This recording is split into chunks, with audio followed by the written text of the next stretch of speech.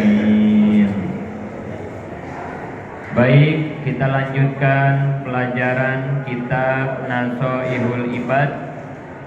Kemarin kita masih membahas salah satu hadis qudsi yang di dalam hadis ini ada beberapa poin yang sudah kita bahas sebelumnya.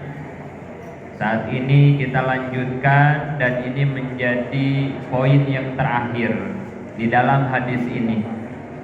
Kemarin terakhir kita membahas tentang masalah doa, bahwa kata Allah di dalam hadis ini hadis qudsi. Hadis qudsi itu hadis yang secara tulisan langsung dari Allah Subhanahu wa taala ya. Makanya disebutnya qudsi.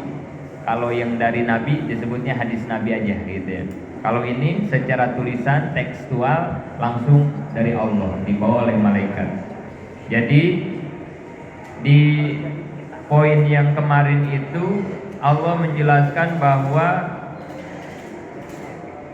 walaupun semua orang, semua makhluk berdoa meminta kepadaku, lalu kata Allah semua doanya, permohonannya diijabah, dikabul, maka itu tidak mengurangi apa yang Allah miliki, kekayaan yang Allah miliki.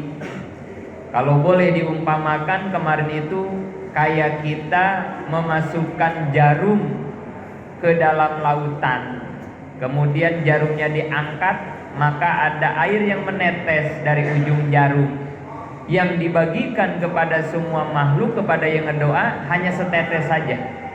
Sedangkan kekayaan milik Allah masih sebanyak air di lautan. Jadi poinnya berarti jangan takut, harus yakin, jangan ragu atas kekayaan yang Allah miliki. Dan tidak ada ceritanya kalau banyak yang ngedoa jadi diijabahnya terhalang, juga tidak. Buat Allah mudah, buat Allah kuasa. Bahkan kemarin sudah kita bahas, tidak ada doa yang tidak diijabah. Ud'uni astajib lakum. Hanya bentuk ijabahnya saja yang berbeda-beda. Ada yang dipakai menghapus dosa, ada yang dipakai nolak bala, ada yang ditukar sama pahala nanti di akhirat, bahkan yang terakhir ada yang diberikan sesuai yang dipinta. Nah itu semuanya adalah bentuk ijabah doa. Jadi pada dasarnya tidak ada doa yang tidak diijabah. Maka itu pentingnya kita selalu berdoa, apalagi dalam keadaan kita memang semua makhluk-makhluk yang sangat membutuhkan pertolongan dan bantuan Allah. Karena tidak ada yang bisa menolong kita selain Allah. Manusia mana yang bisa membantu kita? Jabatan apa yang bisa menolong kita? Teman yang mana yang bisa membantu kita? Kalaupun mereka bisa membantu, menolong, tetap keputusan akhir ada pada kehendak Allah Subhanahu wa ta'ala. Jadi daripada capek-capek minta tolong ke makhluk, ke manusia, mendingan langsung aja kita mah ke Allah. Direct, langsung. Jam 1 bangun, jam 2 bangun, wudu, tahajud, hajat, tobat, istigharah, langsung minta kepada sang pemiliknya. Toh semua masalah datang dari Allah, berarti Allah pula yang mempunyai solusi dari setiap masalah yang ada kepada diri kita. Kemudian poin terakhir dalam hadis ini mohon maaf atas keterlambatannya. Tadi rada lama di depannya ya, berbagai birokrasi dan lain-lain yang harus dilewatinya. Tapi lagi gampang kesini tuh ya, lagi lancar melancar gitu ya. Itulah perjalanan hidupnya. Ada luka liku, nanjak turun, normal itu ya, normal. Tapi walaupun semenit 2 menit, yang penting kita tetap silaturahmi, bisa ngaji, saya bisa bertemu dengan keluarga semua, saudara jamaah yang ada di sini. Alhamdulillah. Poin yang terakhir Ya ibadi innama hiya amalukum usiha lakum summa uwafikum iyaha. Wahai hamba-hambaku, seluruh amal kalian itu dihitung, tidak ada yang kelewat. Bahkan aku akan menyempurnakan, kata Allah dalam hadis ini. Beramallah kita, dan ingatlah kata Allah, amal kita ini semua ada hitungannya. Kemarin itu sudah kita bahas sebagian. Dan tidak akan ada yang keliru. Allah punya malaikat raqib, pencatat amal baik. Allah punya malaikat atid, pencatat amal buruk. Kemana saja kita berada berjalan, itu dua malaikat gak pernah ketinggalan.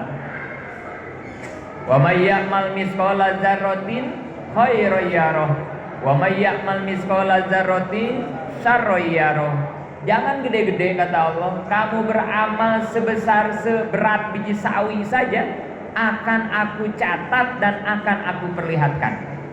I'malu fasayarokahumullahu amma ya'malun. Beramallah kalian, dan nanti di akhirat akan aku perlihatkan amal kalian.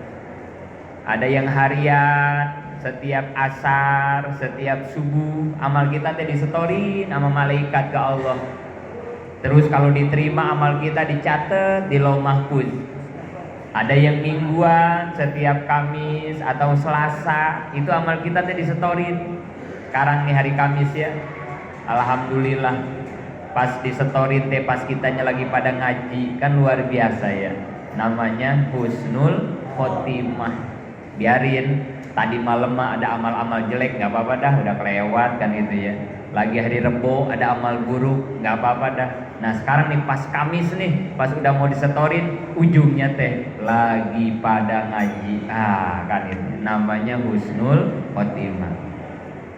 Pengennya mah kita teh hidup teh ya, di awal baik, di tengah-tengah baik, di ujungnya juga baik. Pengennya begitu, tapi kan itu kan sempurna banget hidup begitu mah ya. Nah maka kalau boleh dipilih, mending gimana nih? Mending awalnya baik, tengahnya jelek, ujungnya baik, atau awalnya kacau, tengahnya juga aur-auran tapi ujungnya baik, atau awalnya keren, tengahnya juga bagus banget, ujungnya acak-acakan. Mending gimana kira-kira?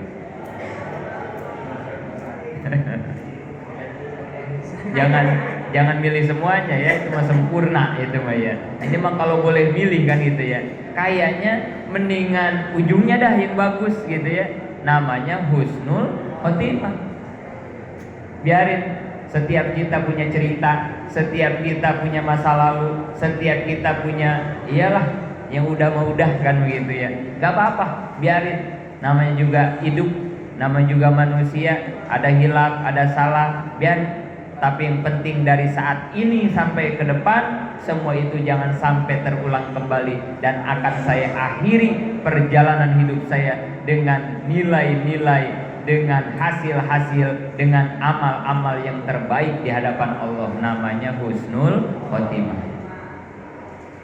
Ya Allah biha, ya Allah biha, ya Allah bihusnil khotimah. Itu yang kita pinta. Bagusan mantan ustadz apa mantan preman? Itu dia tuh mantan ustadz, kayak gitu ya. Itu dia tuh mantan preman. Bagusan mana kira-kira? Ya Allah, jelek banget ya mantan ustadz ya. Berarti dia dulunya ustadz terus jadi preman kan gitu ya. Kalau mantan preman mah, ya Allah itu orang ya dulunya mah gitu kan nggak nyangka ya sekarang kan gitu ya. Kan mendingan begitu ya. Mendingan bau-bau ustadz apa ustadz bau?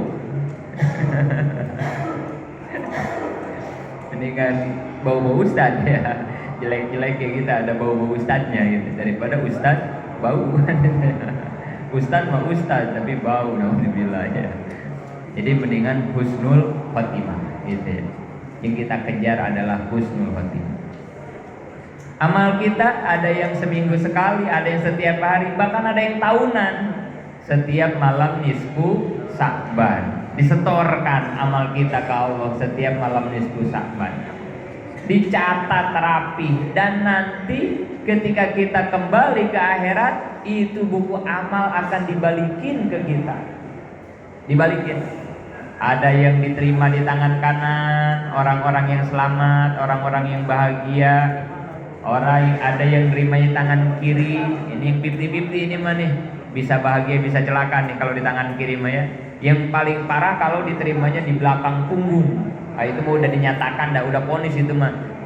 Dan di neraka itu mah kekal, nauzubillah itu mah. Orang-orang kafir, buku amalnya diterima di punggung, di belakang. Dikasih sama Allah buat kita semua. Karena kemarin sudah kita bahas, ketika manusia meninggal maka manusia dibagi 3. Ada yang untuk Allah, yaitu apanya kemarin?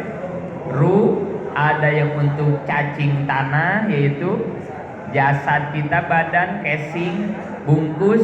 Ada yang buat diri kita, yaitu amal. Itu yang milik kita mah, amal. Maka kata Allah di dalam hadis ini, amalmu semua aku hitung, aku jaga, aku catat rapi, jangan takut ada yang keliru. Memang manusia keliru, Allah mah kagak, malaikat mah enggak ada, jangan takut. Ini mah kecil nih, kayaknya kagak ketulis sama malaikat nih, nanggung, enggak ada. Wa may ya'mal mithqala dzarratin, sebesar biji sawit pun ditulis rapi, ada. Jangan takut. Karena memang prinsip hidup, siapa yang nanam dia yang akan menuai.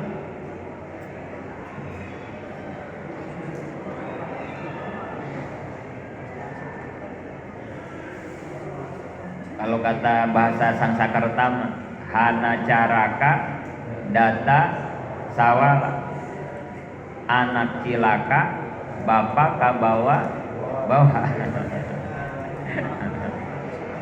Aduh. Bapak kampret, anak kalau. Nah, gak usah diterusin deh itu mah ya. Hidup tuh begitu ya, siapa yang nanam dia yang bakal menuai. Hal jazaul ihsan illal ihsan. Tidak ada kebaikan kecuali pasti dibalasnya oleh kebaikan lagi. Begitupun tidak ada keburukan, pasti nanti balasannya pun buruk lagi. Orang yang nanam timun, ya pasti panennya juga timun, nggak bakal jadi cabai, nggak bakal. Begitulah hidup. Maka itu beramal jangan suka dipilih-pilih. Ngapain? Berbuat baik sama orang di jalanan, kenal ke kagak? Kan begitu ya. Hanya kita males berbuat baik di jalanan. Padahal kan kalau lagi di jalanan teh banyak banget peluang amal baik buat kita teh ya. Orang mau nyebrang, kita berhenti dulu, biarkan dia nyebrang. Ya Allah, itu teh kan amal nggak kerasa kayak begitu teh.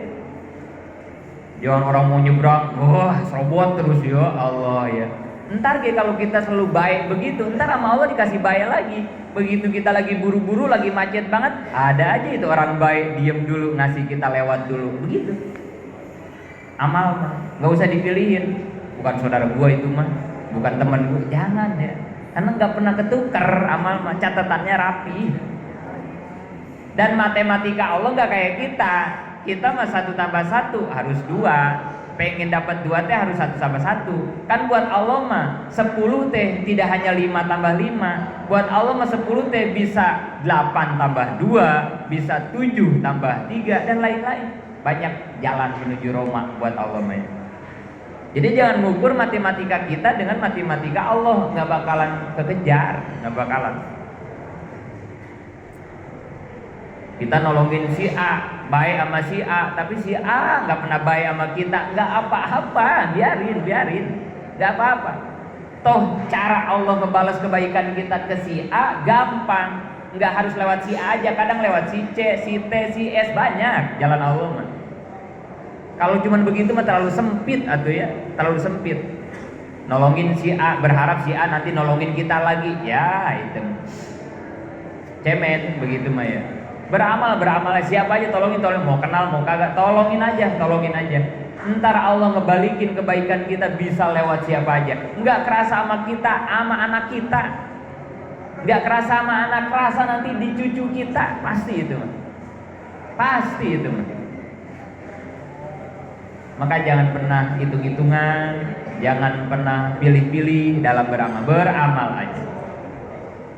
Hanya yang harus kita perhatikan, amalnya pasti yang amal baik.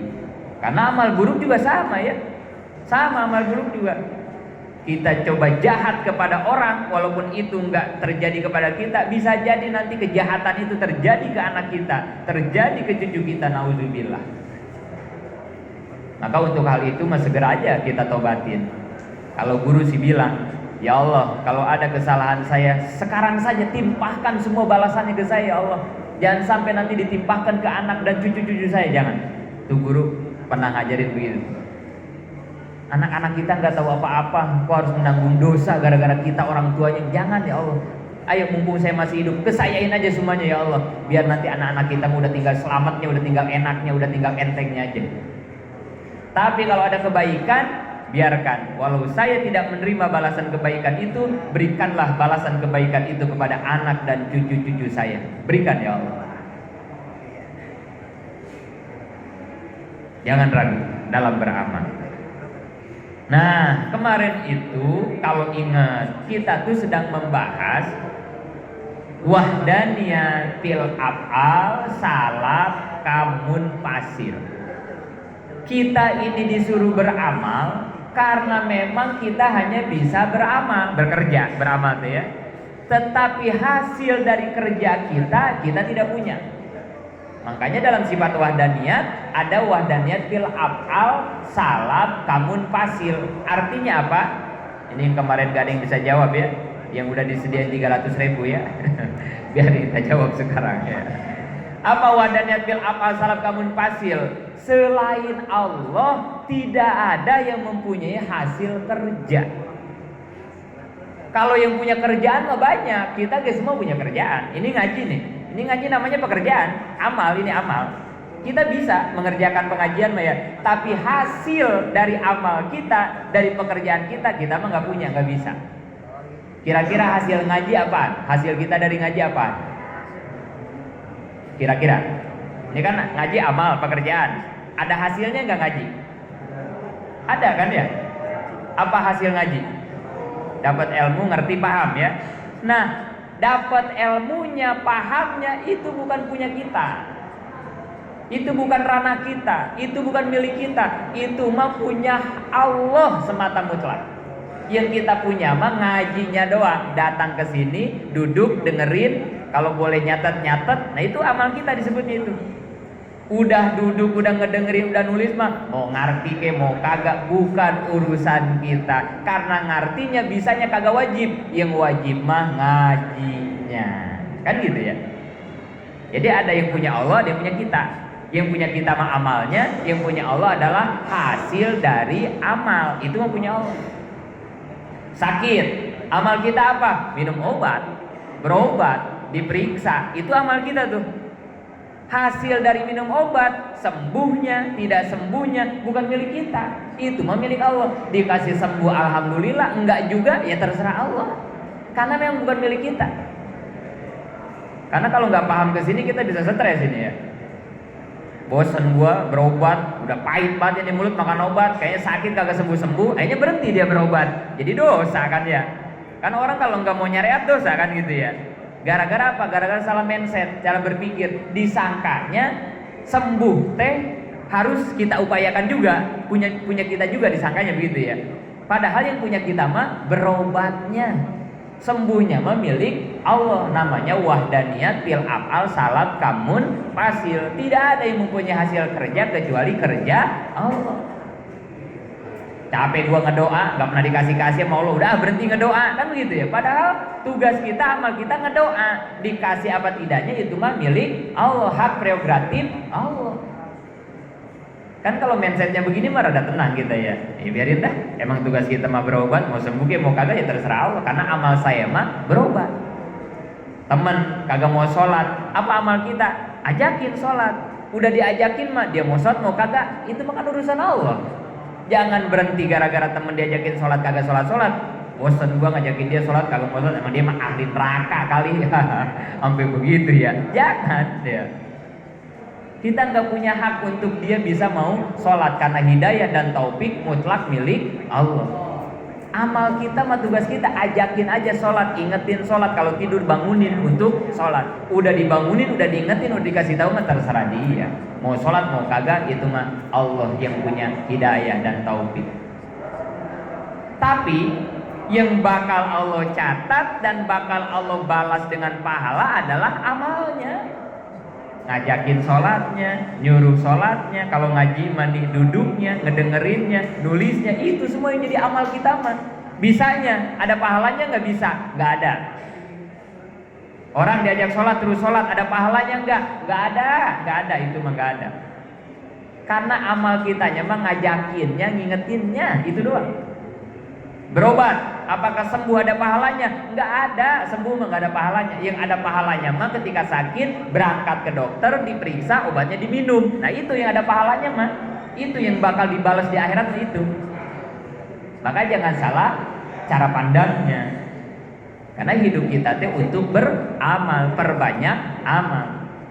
Maka kalau melihat ke sini mah seharusnya nih. Kalau ngajakin orang ngaji kagak mau ngaji, kita harus senang. Harusnya begitu ya.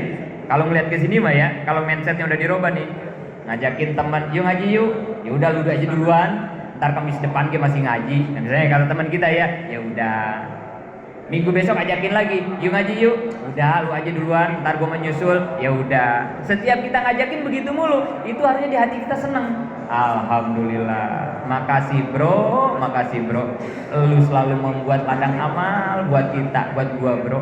Kalau aja lu gua ajak ngaji terus ikut ngaji, selesai amal gua bro, sekali doang udah itu doang bro.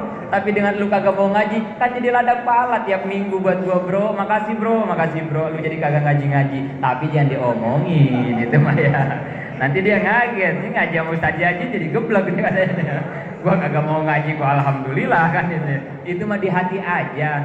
Lah mencek orang Tasik mah jang ngupahan hate supaya hate orang ulah kesel dina amal, ulah eureun dina amal gitu. Udah dibangunin sholat subuh, tidur lagi di hati teh, alhamdulillah untung lu tidur lagi, ntar kan ada kesempatan buat gua ngebangunin.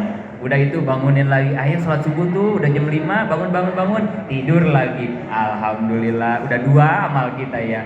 Dari jam 4 ngebangunin sampai jam setengah 6, ada kali kita 30 kali ngebangunin mah berarti 30 pahala yang Allah catat buat amal kita ngebangunin temen sholat subuh. Masalah dia mau sholat mau kagak, nggak ada urusan. Dibanding ngebangunin orang sholat, ayo sholat, langsung berdiri, langsung wudhu, langsung ke masjid. Satu doang pahala kita, satu doang itu mah udah. Satu. Tapi kalau kayak tadi kan susah banget, ngeyel banget, apalagi kalau sampai ngambek mah. Lalu soal ibadah tuh, wah itu kan semakin dia mencaci maki kita, tambah gede pahala kita ya, alhamdulillah gitu. Kalau ngelihatnya ke sini mah ya, gitu ya. Makanya pelan-pelan dah kita rubah mindsetnya gitu. Beramal. Dan ingat tugas kita hanya beramalnya. I'malu fasaya rukahumullah amayamalu, beramal yang nanti di akhirat akan diperlihatkan pun amal, bukan hasilnya, hasilnya mah nggak diliatin sama Allah. Yang Allah liatin mah amalnya. Berapa kali kamu ngajak ngaji, berapa kali kamu ngingetin teman, berapa kali kamu itu aja, berapa kali kamu ketika sakit berobat kemana saja, itu yang ditulis yang bakal digaji itu. Sembuhnya enggaknya nggak ada, itu mah nggak ada. Teman jadi sadar, jadi tobat, nggak ada, itu mah nggak ada. Walaupun ada, nggak sebanyak amal gitu ya. Kan ada ya hadis begini, siapa orang yang menunjukkan kebaikan maka pahalanya sama seperti yang mengerjakan, kan gitu ya. Ya satu doang, segitu aja udah. Tapi kalau pahala amal mah, wah bisa lebih dari itu. Semakin dia sulit diajak, berarti semakin besar pahala kita, semakin banyak, kan gitu ya. Terakhir, paman wajada al khairu falyahmadillah wa man wajada ghairu zalik fala yalumanna ila nafsah. Terakhir, dalam hadis qudsi ini ditutup dengan adab, dengan tata krama, dengan akhlak. Kata Allah begini, ayo kamu beramal, karena yang akan menemani kamu sampai akhirat adalah amal. Yang bakal dibalas di akhirat pun adalah amal. Cuman ingat, amal ada 2, ada amal baik, ada amal buruk. Ketika kamu diberi hidayah melakukan amal baik, maka kata Allah, falyahmadillah, bersyukurlah, ucapkan alhamdulillah. Alhamdulillah ya Allah, saya bisa ngaji, saya bisa sholat. Itu kan amal baik semua tuh. Alhamdulillah. Langsung ingat sama Allah yang menggerakkan, yang memberikan kekuatan kita untuk melaksanakan ibadah. Jangan diaku-aku, nanti jadi ujub. Gua tea tuh si rajin, gua mah gitu ya. Atau habis subuh kaki pura-pura diselonjorin, pijit-pijit begini di depan temen. Pengen ditanya sama temennya, ngapa sih kaki lu? Dia pengen digituin sama temen biar dia bisa ngejawab. Tadi malam gak kerasa, tahajud enak banget ya Allah, 30 rakaat. Ya elah. Pengen begitu kita, pengen begitu itu ya. Jadi merasa bisa tahajud karena kemampuan diri. Ujub, hangus sudah pahala kita dengan ujub. Merasa diri bisa ibadah, ujub namanya ya di hati ya. Nggak sampai diomongin. Kalau diomongin jadi takabur. Tapi kalau hanya di hati namanya ujub. Tapi dengan ujub saja itu bisa menghanguskan semua pahala amal kita. Hati-hati banget. La haula wala quwata illa billah. Nggak ada daya upaya, kita nggak bisa apa-apa kalau nggak ditolong sama Allah. Maka ketika ada amal baik, alhamdulillah, terima kasih ya Allah, Engkau berikan kemampuan hamba untuk ibadah. Kedua, waman wajada ghairu zalik fala yalumanna ila nafsah. Tapi kalau kita lagi hilaf, lagi salah sehingga terjerumus melakukan amal yang buruk, fala yalumanna ila nafsah. Jangan suka nyalahin siapa-siapa. Kata Allah, salahkanlah diri sendiri. Apalagi nyalahin Allah mah. Atau nyalahin orang. Gara-gara lu sini enggak ngebangunin, gue jadi kagak sholat subuh misalnya gitu ya. Padahal orang udah capek ngebangunin dia ya. Emang kitanya aja yang kebluk. Emang kalau udah tidur udah kayak bangke, ada geledek kagak bangun gitu ya. Jangan nyalahin orang, jangan. Kalau bukan gara-gara kamu saya nggak begini, nggak ada gara-gara kamu keburukan mah. Semua itu gara-gara diri kita. Nah ini etikanya dalam beramal, etika dalam ibadah, adab dalam kita menyembah kepada Allah. Kalau ada amal baik jangan diaku-aku, serahkan itu kepada Allah dan karena pertolongan Allah. Tapi kalau ada amal buruk, maka itu mutlak adalah perbuatan diri kita, gegabah ceroboh diri kita. Kalau yang suka ceramah kan ya, kalau habis ceramah nih, kalau mau terakhir dia suka bilang, jika ada yang benar itu datang dari Allah, kita amalkan bersama-sama. Kalau ada yang salah, ada yang hilaf, itu datang dari kebodohan diri saya, tolong dimaafkan. Kan biasa begitu ya. Nah itu etikanya, ini hadisnya ini nih. Di Al-Quran juga ada. Kalau ada yang baik itu datang dari Allah, tapi kalau ada yang buruk itu datang dari kebodohan kita. Huzma sofa wada'ma kazar. Ambil yang baik, buang yang jelek. Ke masjid pakai sendal jepit, maka pulangnya jangan dipelintirin ke situ ya. Kan kata Pak Ustadz juga, buang yang buruk, ambil yang baik. Tadi kan saya kesini pakai sendal jepit, maka pulangnya pakai kerpil kan. Jangan ya. Bukan begitu maksudnya ya. Ambil walaupun keluarnya dari pantat ayam, kalau telur mah ambil. Walaupun dari kiai gede yang udangnya segede ban Vespa, kalau jelek mah buang, apalagi kuning jangan diambil walaupun datangnya dari seorang ulama misalnya gitu. Tapi walaupun dari ayam, bahkan dari pantatnya, kalau telur mah ambil gitu ya. Unjur makola wala tanjur mankila. Lihat apa yang diomongin, jangan dilihat siapa yang ngomong. Siapapun kalau itu baik mah ambil. Dan buat diri kitanya tadi, kalau emang baik itu dari Allah serahkan, tapi kalau buruk memang dari kebodohan diri kita masing-masing. Alhamdulillah selesai hadis qudsi dari awal sampai poin terakhir. Insya Allah pada pertemuan berikutnya nanti kita akan lanjutkan ke makalah berikutnya. Mudah-mudahan manfaat, amin ya Allah.